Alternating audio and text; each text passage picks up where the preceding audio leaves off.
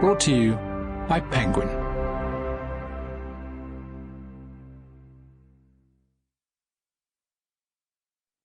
Gentlemen and Players by Joanne Harris. Read by Stephen Pacey.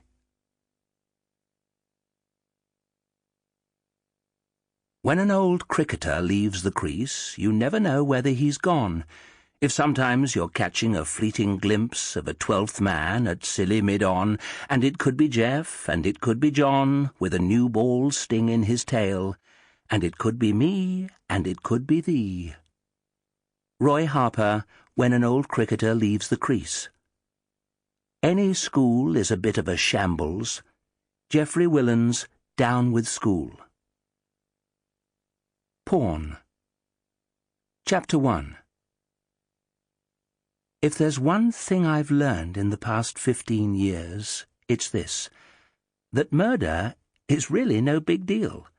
It's just a boundary, meaningless and arbitrary as all others, a line drawn in the dirt, like the giant No Trespassers sign on the drive to St. Oswald's, straddling the air like a sentinel.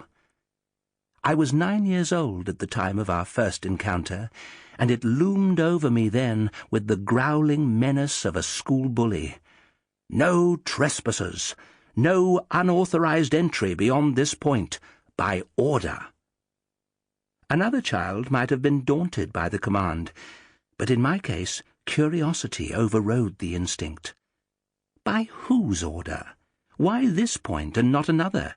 And most importantly, what would happen if I crossed that line? Of course, I already knew the school was out of bounds.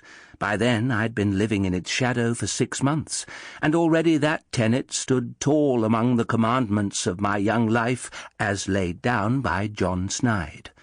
Don't be a sissy. Look after your own. Work hard, play hard. A little drink never did anyone any harm.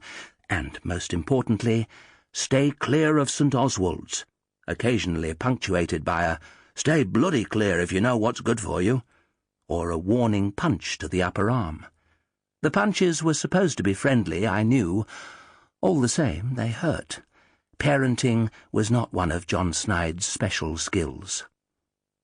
Nevertheless, for the first few months, I obeyed without question. Dad was so proud of his new job as porter. Such a fine old school, such a great reputation. And we were going to live in the old gatehouse, where generations of porters before us had lived. There would be tea on the lawn on summer evenings, and it would be the beginning of something wonderful. Perhaps, when she saw how well we were doing now, Mum might even come home. But weeks passed, and none of that happened. The gatehouse was a Grade 2 listed building with tiny latticed windows that let in hardly any light. There was a perpetual smell of damp, and we weren't allowed a satellite dish because it would have lowered the tone. Most of the furniture belonged to St. Oswald's, heavy oak chairs and dusty dressers, and next to them our own things, salvaged from the old council flat on Abbey Road, looked cheap and out of place. My dad's time was entirely taken up with his new job, and I quickly learned to be self-reliant, to make any demand, such as regular meals or clean sheets, qualified as being a sissy, not to trouble my father at weekends, and always to lock my bedroom door on Saturday nights. Mum never wrote.